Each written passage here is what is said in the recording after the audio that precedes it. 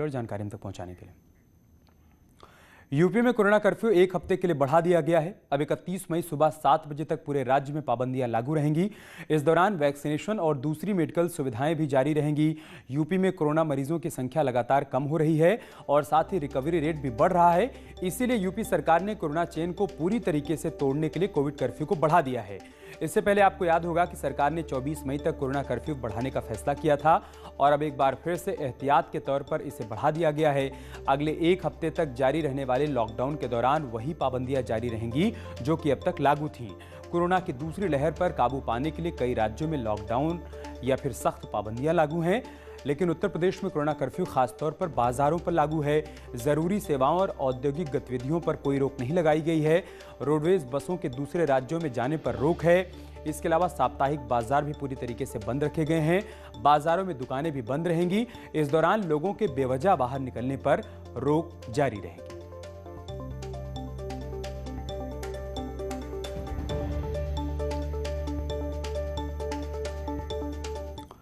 और लखनऊ से हमारे सहयोगी अनामिका हमारे साथ जुड़ चुके हैं। हिमांशु हमारे साथ आगरा से हैं, निखिल हमारे साथ मेरठ से जुड़ चुके हैं। अनामिका, मैं शुरुआत आपसे करूंगा।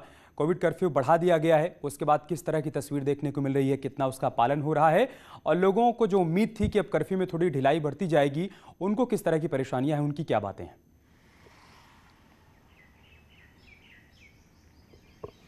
देखिए, हमें दो बातें हैं यहाँ पे। पहली बात तो ये कि जो लॉकडाउन हम पिछले कुछ दिनों से देख रहे हैं, 20 दिन हो चुके हैं, 25 दिन हो गए जब उसको एक्सटेंड किया जा रहा है सरकार की तरफ से। इसका सरकार को पॉजिटिव रिस्पांस मिल रहा है क्योंकि जो ग्राफ है कोरोना का उसमें खासा कमी आई है और इसकी वजह से ये फैसला किया गया। कल देर रात जब मुख्यमंत्री 2 जगहों पर निरीक्षण करने के बाद लखनऊ वापस लौटे और टीम 9 की बैठक हुई, तो कल देर रात में ही मुख्यमंत्री ने ये कह दिया कि जो कोरोना कर्फ्यू उसको एक्सटेंड किया जाएगा। तो जो मियाद कल सुबह तक खत्म हो रही, 24 मई को खत्म हो रही थी, उसको बढ़ा के अगले एक हफ्ते के लिए एक्सटेंड कर दिया गया है। यानी कि अब ये पूरा का पूरा मई का महीना लोगों का लॉकडाउन में गुजर रहा है और अगले एक हफ्ता भी गुजरेगा। दूसरी बड़ी बात है कि जहां पे आपने बात की कि कितना असर दिख रहा है, तो ये बात सच है कि यहाँ पे इस बार लॉकडाउन में कोई बहुत सख्ती नहीं दिखाई देगी आपको। पुलिस हर जगह आपको रोकती हुई नहीं दिखाई देगी, लेकिन इसका असर ये भी है कि जो बड़े बड़े शॉपिंग कॉम्प्लेक्स है या मार्केट की बात करें हम, वो बंद कर दिए गए, साप्ताहिक बाजार बंद कर दिए गए हैं। तो इसका असर ये है कि घर से वही लोग निकल रहे हैं जिनको बहुत मजबूरी है या बहुत ज्यादा जरूरत है। पुलिस की तरफ से बहुत ज्यादा सख्ती आपको नहीं दिखाई देगी। इसकी बड़ी वजह यह भी है कि जो लोग फैक्ट्रीज में काम कर रहे हैं, जिन लोगों को फ्लाइट पकड़नी है, जिन लोगों को ट्रेन लेनी है, उन लोगों को घर से निकलने की परमिशन है। जिनसे सर्विसेज से जुड़े जो लोग हैं वो घर से बाहर निकल सकते हैं, अपने कामकाज को कर सकते हैं। मेडिकल डिपार्टमेंट के लोग या फिर जो वैक्सीन लेने जा रहे हैं, मेडिसिन को लेने के लिए जा रहे हैं, उन पर कोई रोक नहीं लगाई गई है। यानी कि सख्ती बढ़ाई गई है। लॉकडाउन में बहुत ज्यादा स्ट्रिक्टनेस नहीं दिखाई देगी आपको। आप बेवजह घर से बाहर मत निकलिए। अगर आपके पास वजह है, वाजिब वजह है, तो आप घर से बाहर निकल सकते हैं। और कुछ दिखाई भी दे रहा है सड़कों पे, ऐसा ही सड़कों पे देखिए सन्नाटा है, लेकिन मैं ठीक सामने देखिए आपको शॉप खुली हुई दिखाई दे रही होगी। शॉप खुली है, यानी कि अगर आपको जो जरूरत है आप आइए आराम से, दूध से लेके हर जो जरूरी चीज है उसको आप लीजिए, घर जाइए, लेकिन आप बेवजह सड़कों पर फर्राटा नहीं भर सकते हैं। इसके लिए आपको जवाबदेही आपकी तय की जाएगी। तो इसी वजह से देखा जाए तो पिछले 20-25 दिनों से हम ये जो देख रहे तस्वीर सड़कों पर, इसका नतीजा ये है कि कोरोना ग्राफ में कमी आई है और लोगों को ये भी लग रहा है कि इस बार लखनऊ में या फिर बाकी अन्य जिलों में पुलिस भले ही पूछे ना पूछे, लेकिन उनके लिए खुद की जान बहुत ज्यादा कीमती है। अपनी खुद की जिम्मेदारी भी बनती है और लोग इस बात को समझ रहे हैं, अच्छी बात है। हिमांशु, लॉकडाउन बढ़ने के बाद या यूं कहें कि कोरोना कर्फ्यू बढ़ने के बाद आगरा के लोगों की क्या प्रतिक्रिया है, क्या रिएक्शन है? जी बिल्कुल, ये कोरोना कर्फ्यू जो बढ़ाया गया है ये अत्यंत आवश्यक था और यही संजीवनी साबित हो रहा है। आप सोचिए कि कोरोना कर्फ्यू के पहले कितने ज़्यादा केस आते थे आगरा में, और जब शुरू हुआ था पीक पीरियड था तो 1000 पार कर गए थे केस, लेकिन धीरे धीरे कम हुए। और लेकिन जब ये योगी सरकार ने सक्रियता दिखाई और सीएम योगी ने खुद आगरा का दौरा किया, तो उसके बाद अब कोरोना कर्फ्यू लगातार बढ़ता जा रहा है। उसका असर पड़ रहा है कि अब 100 से कम केस आगरा में आ रहे हैं हर दिन।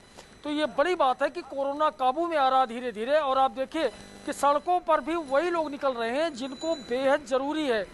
बस सेवाएं भी उतनी ही चल रही हैं जितनी की यात्री आ रहे हैं, यानी बेवजह लोग घर से न निकले, इसको लेकर के जागरूकता अभियान भी चलाया गया। तो उसका भी असर है, लोग जागरूक अब खुद हो रहे हैं क्योंकि इतनी ज़्यादा मौतें हुई है कोरोना से, तो उसको लेकर के लोगों की समझ में आ गया है कि कोरोना की दूसरी लहर बेहद खतरनाक है। इसके अलावा वैक्सीनेशन पर भी लगातार जोर दिया जा रहा है और यूथ बेहद उत्साहित है वैक्सीनेशन को लेकर के। आगरा में 37 केंद्र है, जिसे बढ़ाकर के 51 केंद्र किए जा रहे हैं और 42,000 लोगों के लिए डोज आ गई है नई, और उनका रजिस्ट्रेशन भी आज से शुरू हो गया है, जो सोमवार से शनिवार तक जारी रहेगा। तो ट्रीटमेंट ट्रेसिंग का जो फार्मूला था TTT का योगी सरकार का, वो एकदम हिट साबित हुआ है और ये कोरोना कर्फ्यू बढ़ाए जाने का फैसला जो है वो स्वागत योग्य है, क्योंकि कोरोना कर्फ्यू ने एकदम से कोरोना के बढ़ते ग्राफ को नीचे गिरा दिया है। ठीक है निखिल, मेरठ से क्या अपडेट, क्या जानकारी है?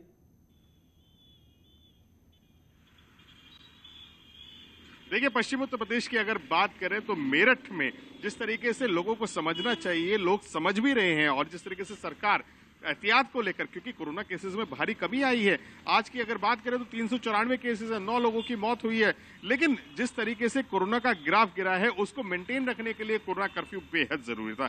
सीएम योगी आदित्यनाथ ने इसके निर्देश दिए हैं, जिसके बाद से लोगों की उम्मीद को धक्का जरूर लगा है कि उन्हें उम्मीद थी कि इस बार तो शायद अब कोरोना कर्फ्यू में ढील मिल जाएगी, लेकिन ये एहतियात के तौर पर जरूरी भी था। कुछ लोगों ने कहा कि अभी जरूरी है क्योंकि ग्राफ कम जरूर हुआ है लेकिन खत्म नहीं हुआ है। वही लोगों की अपनी भी जिम्मेदारी है कि बेवजह सड़कों से ना निकले। मैं आपको तस्वीरें दिखाना चाहूंगा, ये मेरठ का हापुड़ अड्डा चौराहा है और सुबह का वक्त है।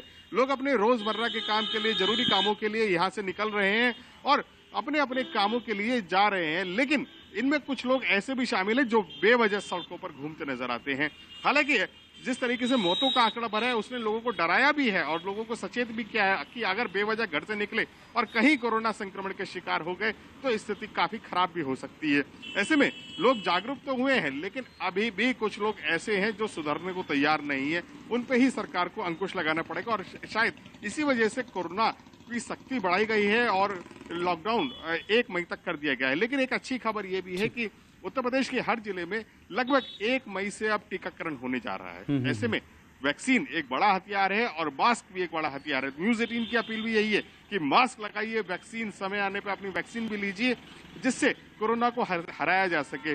वहीं अगर मेरठ के हालातों की बात करें तो आम जनजीवन पर असर जरूर है, लेकिन अगर आपको कोई जरूरी काम है, कहीं उसके लिए छूट है, उसके लिए छूट है, आप आवश्यक काम के लिए बाहर निकल सकते हैं, उसके लिए पाबंदी नहीं है। अमित हमारे साथ गौतम बुद्ध नगर से जुड़ चुके हैं। अमित, आपके पास क्या अपडेट, क्या जानकारी, कोरोना कर्फ्यू बढ़ने के बाद लोगों की क्या प्रतिक्रिया है? देखिए अमित, आपको बता दूं, जैसे ही कल आदेश आया कि 31 मई तक अब जो लॉकडाउन, जो आंशिक रूप से लॉकडाउन था, उसको बढ़ा दिया गया, तो उसको लेकर लोगों में थोड़ा सा निराशा तो है। लेकिन सबसे बड़ी बात है कि जो लॉकडाउन हुआ तो लॉकडाउन के बाद फिर जो असर देखने लगा था कि कोरोना पर किस तरह से कंट्रोल किया जा रहा है, लगातार केस गिरने लगे थे, मौतों का जो आंकड़ा आ रहा था वो भी गिरने लगे थे। दिल्ली सतह होने के चलते गौतम बुद्ध नगर में बहुत तेज़ी से, जो अप्रैल के महीने में शुरू हुआ था जो कोरोना का तेज़ी से बढ़ना, तो उसी को देखते हुए अब सीधा सीधा असर जो है, जो आंशिक रूप से लॉकडाउन लगा था उसका असर दिखने लगा है। तो कुल मिला के ये है कि गौतम बुद्ध नगर में अगर वैक्सीनेशन की बात करें तो वैक्सीनेशन ड्राइव के लिए भी अलग अलग तरीके के इंतजाम किए जा रहे हैं।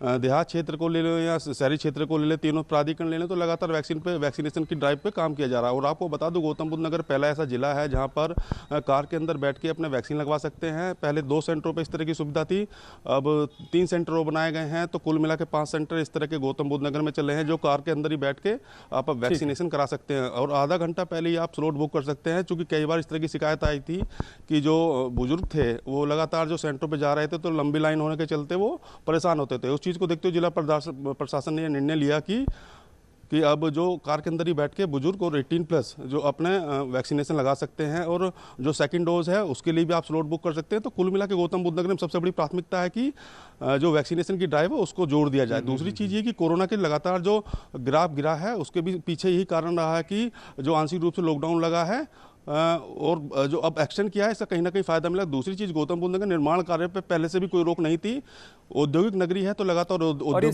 जो बड़ी सीएम कह भी रहे हैं अमित की जीवन बचाने के साथ साथ आजीविका भी बहुत जरूरी है, इसलिए आवश्यक सेवाओं को फिलहाल बहाल रखा गया है। बहुत शुक्रिया आप सभी का हमारे साथ जुड़ने के लिए, तमाम तस्वीरें, तमाम जानकारियां हम तक पहुंचाने के लिए। मुख्यमंत्री योगी आदित्यनाथ इन दिनों जिलों के ताबड़तोड़ दौरे कर रहे हैं। इस दौरान वो स्वास्थ्य सेवाओं की जमीनी हकीकत को जान रहे हैं और साथ ही अधिकारियों के साथ कोविड कंट्रोल की समीक्षा भी कर रहे हैं। मुख्यमंत्री आज झांसी और बांदा का दौरा करेंगे। झांसी में मुख्यमंत्री योगी आदित्यनाथ सबसे पहले इंटीग्रेटेड कोविड कमांड सेंटर का निरीक्षण करेंगे। इसके बाद विकास भवन में समीक्षा बैठक भी करेंगे। सीएम के दौरे को लेकर झांसी प्रशासन ने तमाम तैयारियों को पुख्ता कर लिया है। वहीं सीएम दोपहर बाद 3:20 पर झांसी से बांदा पहुंच जाएंगे। यहां पर वो कोविड कमांड कमांड सेंटर का निरीक्षण करेंगे, कोरोना के हालात की समीक्षा करेंगे और साथ ही मंडल के अधिकारियों के साथ वीडियो कॉन्फ्रेंसिंग कर कोरोना की समीक्षा भी करेंगे। सीएम बांदा में मीडिया को ब्रीफ करेंगे और किसी गांव का निरीक्षण भी कर सकते हैं, जहां पर वो जाकर लोगों से संवाद कर सकते हैं, उनसे जान सकते हैं, बात कर सकते हैं कि इस कोरोना काल के दौरान उनको ज़रूरी सुविधाएं मिल रही हैं, नहीं मिल रही हैं, जब वो संक्रमित हुए थे तो उनको दवाइयाँ समय पर मिली या नहीं मिली, या पोस्ट कोविड उनके सामने क्या चुनौतियाँ हैं, उनको क्या एहतियात बरतने चाहिए। इस बात को लेकर भी वो यहाँ के लोगों से, गाँव के लोगों से संवाद और बातचीत कर सकते हैं।